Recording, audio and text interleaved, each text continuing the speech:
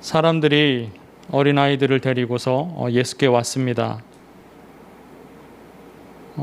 누가복음 18장에는 같은 내용의 본문이 있습니다. 여기서는 어린 아기라고 말합니다. 어린아이라고도 말하고 어린 아이들이라고도 말씀하는 본문이 있고요.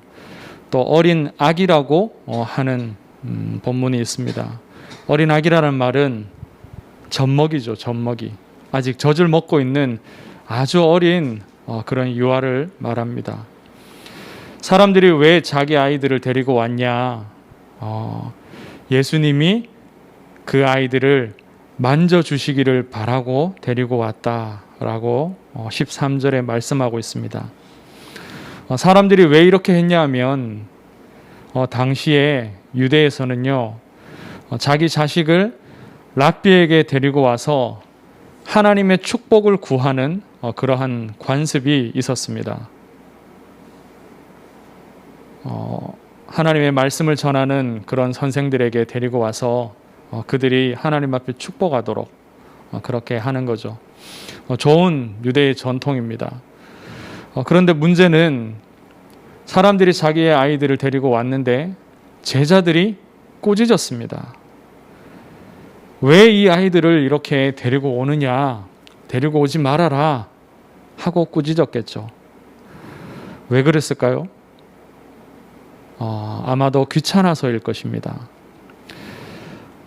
예수님의 사역에 그런 어린 아이들, 젖먹이들을 데리고 오는 것이 그 예수님의 사역에 방해가 되었기 때문일 것입니다.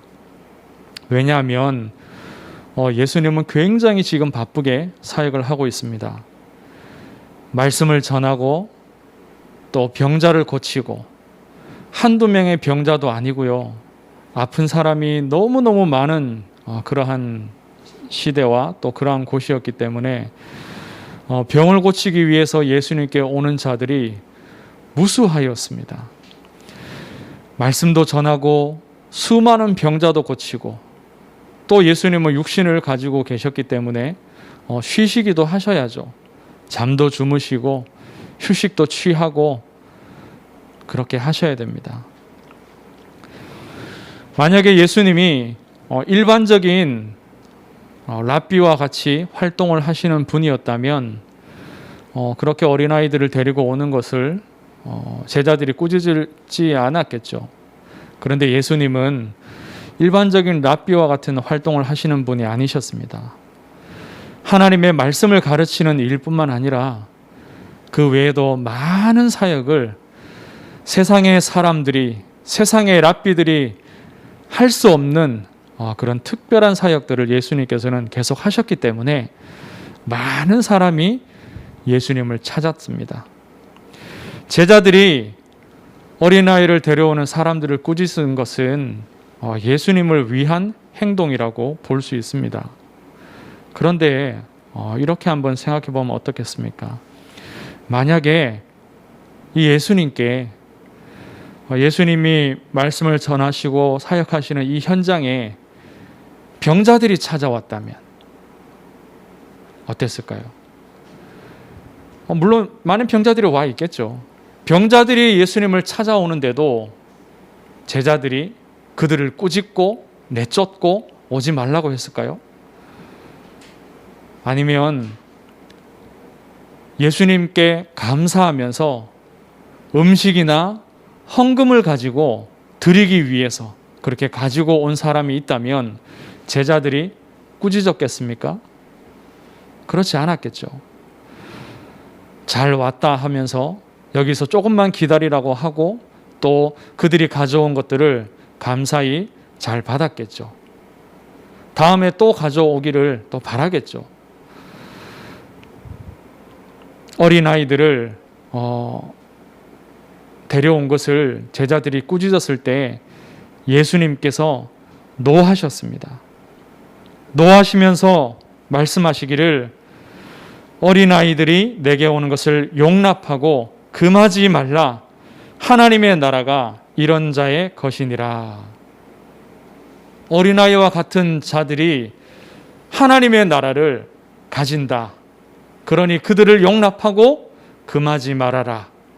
그렇게 예수님이 말씀하셨습니다. 그것도 화를 내시면서, 제자들의 행동을 꾸짖고 화를 내시면서 이와 같이 말씀하셨습니다.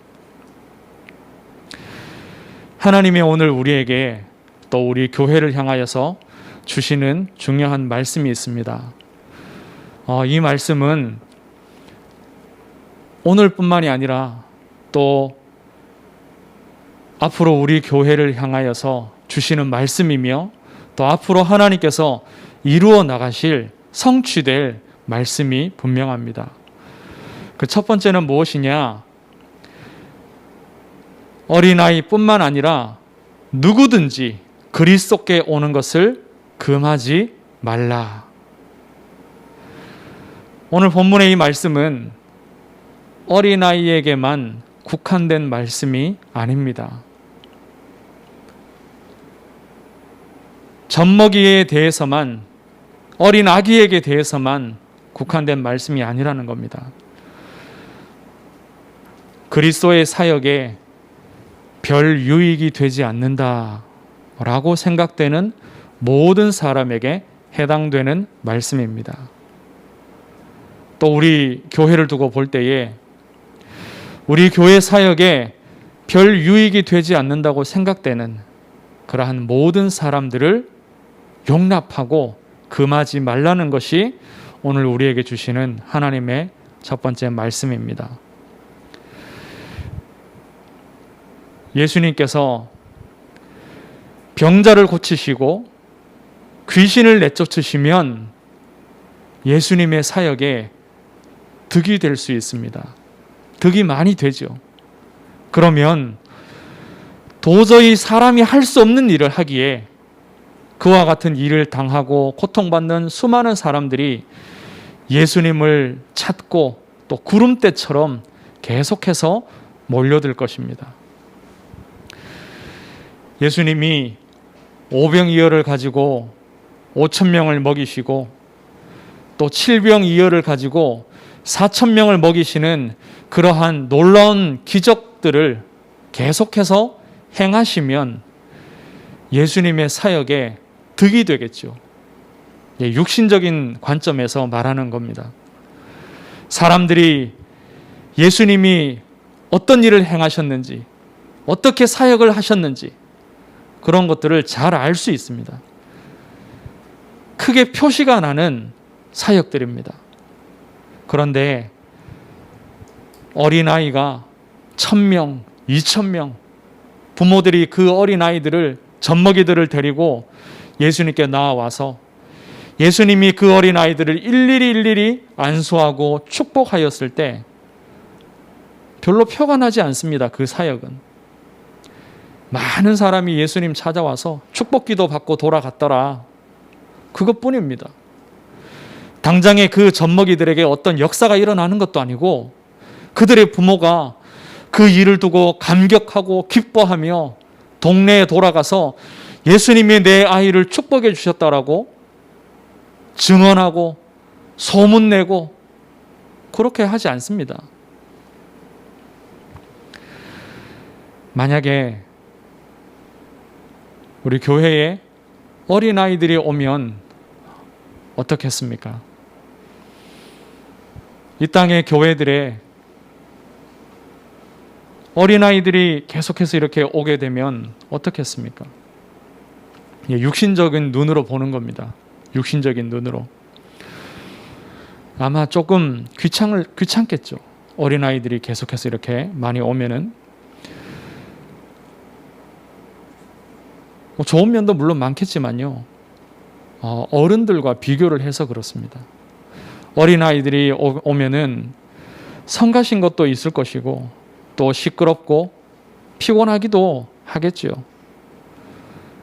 잔소리도 많이 해야 되고 말도 잘 안 듣고 뭔가 막 이렇게 말썽도 일으키고 그런 일들이 많을 겁니다. 그런데 교회에 기존 기성 세대들, 이제 중직자들, 교역자들, 그런 어린아이들 아마 잘 용납을 할 겁니다. 왜냐하면 그 아이들의 부모들도 같이 교회를 오니까요. 부모를 봐서라도 그 어린 아이들을 다 용납하고 물론 금하지 않겠죠. 그런데 부모 없이 혼자 오는 그런 아이들은요. 부모 없이 혼자 오는 아이들이 있다면 어떻겠습니까? 요즘은 그런 아이들이 잘 없습니다, 사실. 혼자서 이렇게 교회에 오는 아이들이 잘 없습니다. 그런 아이들이 있으면 헌금도 적고 또 성가시게 여겨질 수도 있겠죠. 애가 좀 이렇게 말썽이 있다거나 좀 그런 것들이 있으면 부모가 알아서 아이들을 이렇게 잘 케어를 하든지 또 아니면 부모에게 말씀을 드리면 되는데 혼자 오는 그런 아이들은 전적으로 사역자들이 또 교사들이 교역자들이 아이들을 케어를 해야 됩니다. 그래서 많이 더 손이 많이 가겠죠. 결혼 이주자 가정도 그와 같은 사람들일 수 있습니다. 가정에 문제들이 더 많습니다. 원래도 가지고 있던 문제에 또 전혀 다른 그런 민족으로 또 그렇게 살아왔는데 한 가정을 이루니까요. 더 많은 문제들이 터져 나오겠죠. 자녀가 있으면 그 자녀도 굉장히 그 가정의 문제들을 가지고 있습니다. 그리고 그러한 결혼 이주자 가정들 또 그런 가정들은 그냥 신앙적인 면에서만 말씀을 먹이고 또 가르쳐주고 해야 되는 것이 아니라 그 외에 일상생활과 또 사회생활을 하는 데 있어서 도와줘야 될 부분들이 굉장히 많습니다. 심지어 어떤 사람들은 교회에 와서 당당하게 이런 것들을 도와달라 요구하는 내용들도 또 많이 있기도 합니다.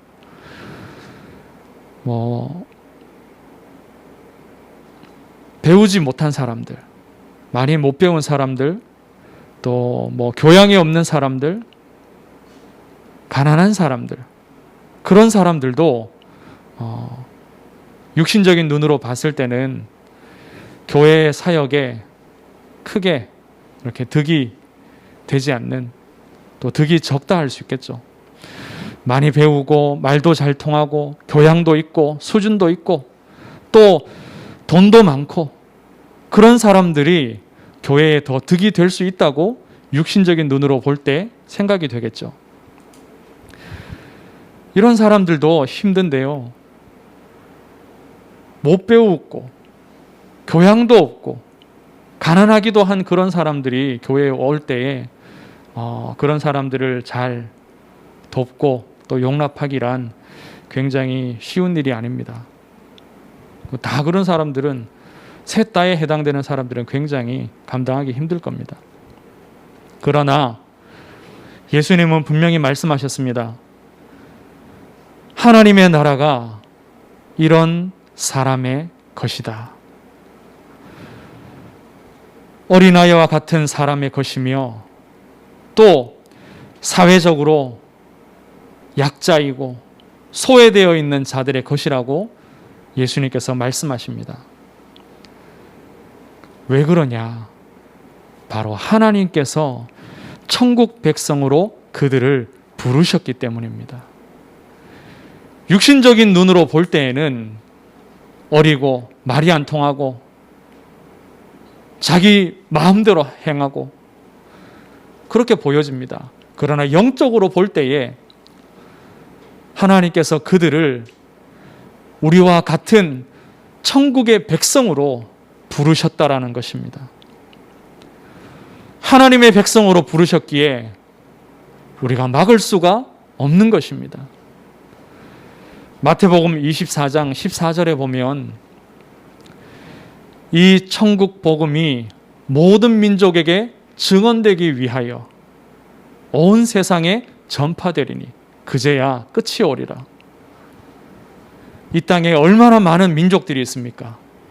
수백 년 동안, 수천 년 동안 복음을 듣지 못한 민족들이, 종족들이 많이 있습니다. 그런데 하나님께서 그리스도를 다시 보내시는 그때, 이 땅을 심판하시는 그때가 그 끝날이 언제냐?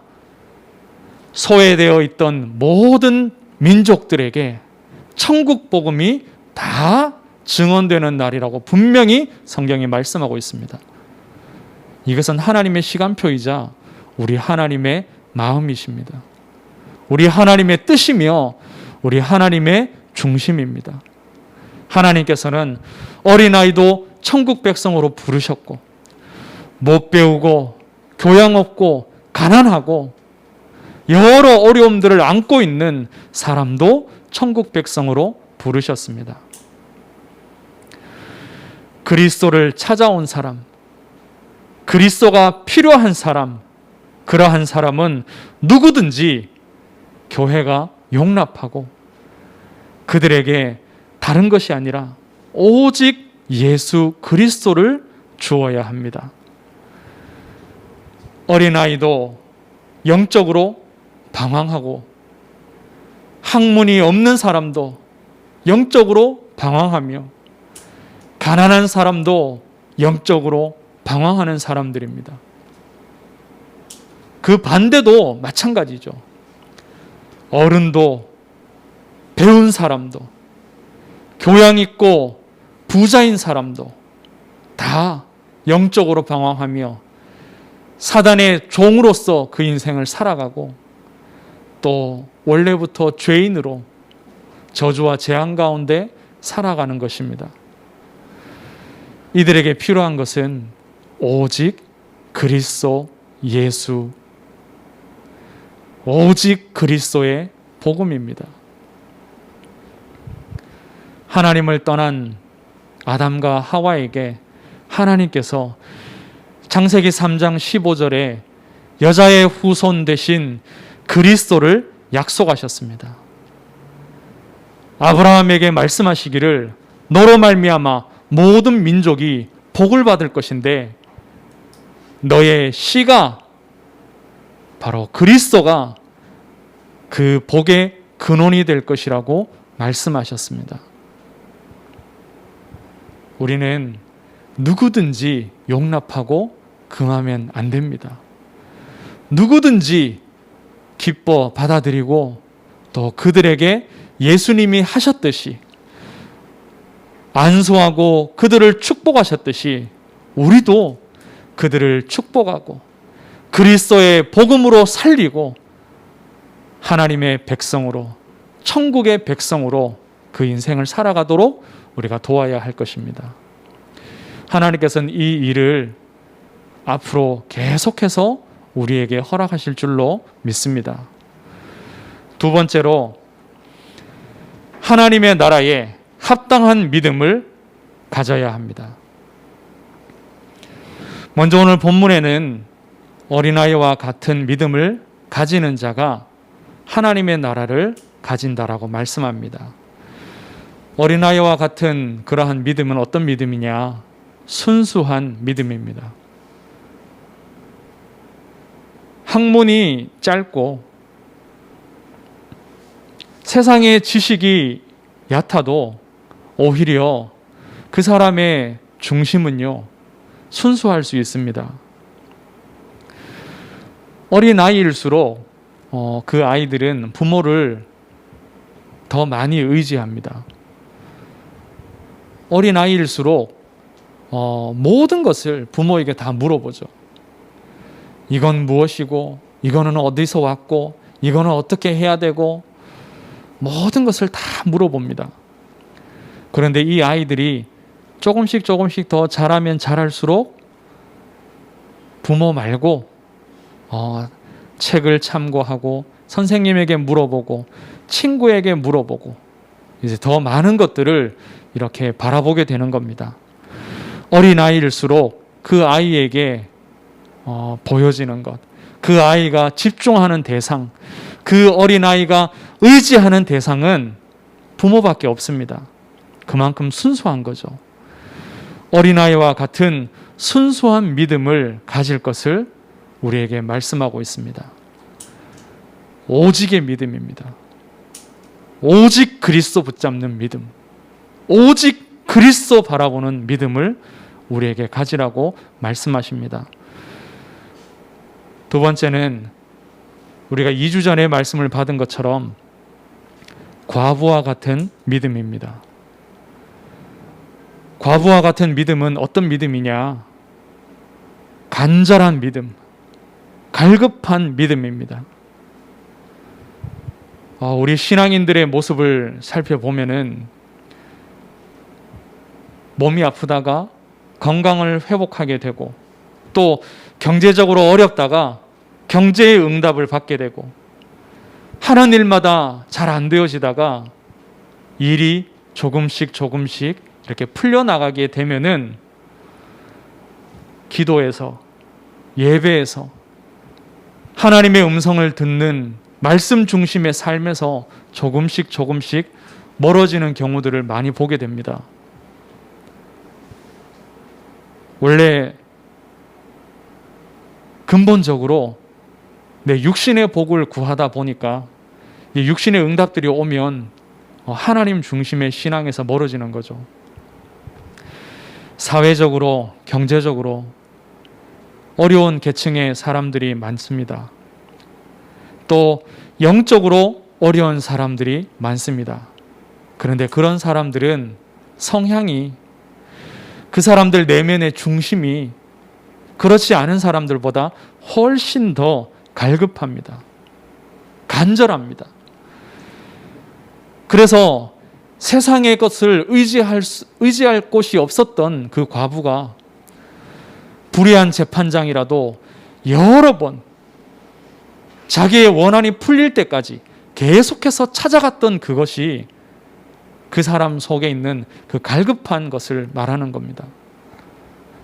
마태복음 11장 12절에 보면 천국은 침노를 당한다고 말씀합니다. 침노는 힘껏 계속해서 전진하는 것을 말합니다. 하나님의 백성으로서 우리가 간절하고 갈급한 마음을 가지고 계속해서 기도하고 계속해서 하나님께 아뢰을 때에 하나님께서는 응답하신다는 것을 말씀합니다. 과부가 불의한 재판장을 계속해서 찾아간 그것이 바로 침노하는 자의 모범입니다. 오늘 하나님이 우리에게 주시는 말씀은 어린아이나 사회적인 약자를 배려해라, 이 말씀이 아닙니다. 아니, 교회가 당연히 어린아이들, 또 사회적인 약자들, 소외된 사람들을 잘 배려하고 그들을 도와주고 해야 되는 것이 아니냐, 당연한 말이지만 오늘 말씀은 그것이 아닙니다. 누구라도 하나님이 천국 백성으로 택하시고 보내는 자들은 다 용납하고 누구든지 금하지 말고 그들을 받아들이며 도우며 오직 그리스도의 복음의 말씀을 가르치라는 겁니다. 그래서 어린아이와 같은, 물론 순수한 믿음은 좋은 것이나 어린아이와 같은 상태로 두지 말고 장성한 자의 믿음, 하나님과 더 깊은 영적인 교제를 나눌 수 있는 수준의 믿음으로 자라도록 돕는 겁니다. 그리고 신앙생활 하는 사람들의 자세로서 순수하게 신앙생활하고 또 갈급하게 하면 된다라는 것을 말씀하는 게 아닙니다. 순수함과 갈급한 마음을 가지면 천국을 갈 수 있냐? 그것이 아니죠. 순수성과 갈급한 마음을 가지기 이전에 우리는 분명한 그리스도를 아는 믿음이 우리 안에 있어야 됩니다. 그리스도를 믿는 믿음을 가진 자로서 순수한 믿음과 갈급하고 간절한 믿음을 가지라는 것을 말씀합니다. 그래서 우리는 오직 그리스도, only Christ, 항상 그리스도, always Christ입니다. 어린아이는 오직 그리스도가 되어지는 믿음이고, 과부나 또 사회적인 약자나 소외된 자들은 항상의 믿음을 가질 수 있는 자들입니다.